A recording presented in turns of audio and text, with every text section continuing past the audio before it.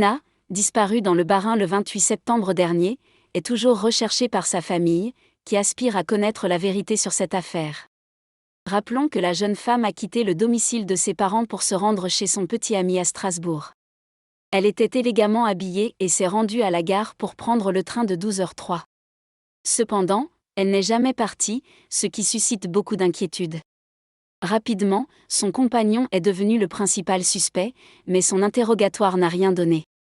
Par conséquent, la police s'est tournée vers d'autres pistes plus sérieuses. Les enquêteurs sont convaincus qu'il s'agit d'un enlèvement, notamment en raison du témoignage d'un homme de 72 ans qui affirme avoir vu l'adolescente dans une voiture circulant en sens inverse de la gare. Selon ce témoin, la voiture serait de couleur bleue, ce qui a incité la police à se concentrer sur ce détail. Ils ont ainsi suivi la piste d'un professeur de musique dont les propos ont éveillé la curiosité des enquêteurs. Par conséquent, sa maison a été fouillée dans le but de trouver des preuves compromettantes.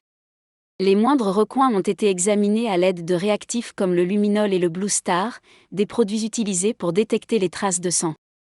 Même après un nettoyage minutieux avec du détergent, ces traces réapparaissent toujours lorsqu'on utilise ces techniques.